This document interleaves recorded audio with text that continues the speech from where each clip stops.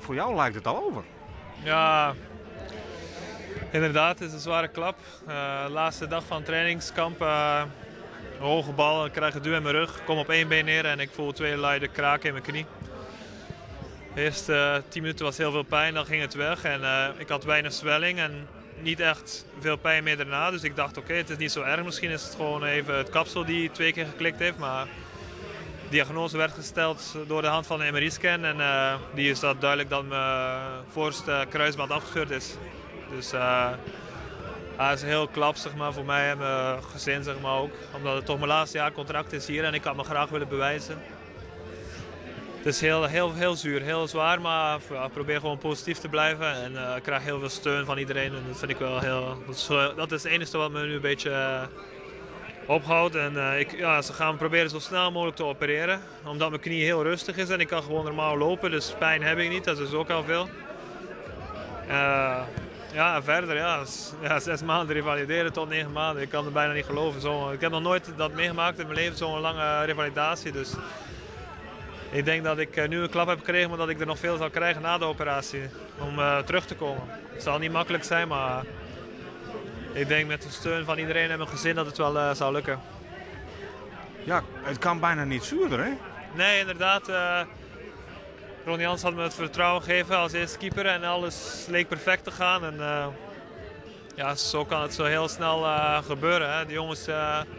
Alle jongens vinden het ook heel erg voor mij en ze steunen mij. Maar ja, goed, dit is iets wat ik in mijn eentje zal moeten terugkomen. En dat is voor mij nu de grootste uitdaging. En ik zou graag nog eens een keer op het veld van Heerenveen staan. En dat is mijn grootste uitdaging.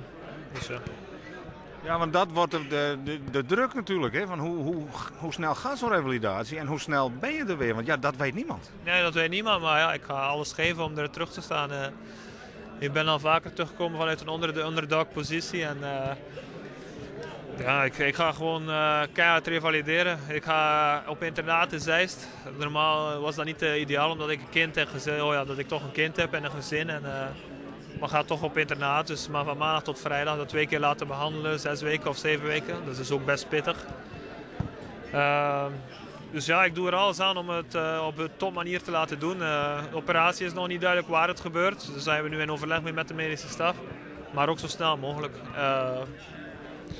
Verder kan ik nog weinig meedelen. Het is voor mij ook allemaal nieuw. En, ik zeg, het is een heel zware klap, maar ik ben een optimist van nature. En, ik blijf optimistisch, alleen ik heb een paar dagen nodig. Ja, want we gaan het niet beleven dat we jou voor het laatst in actie hebben gezien natuurlijk.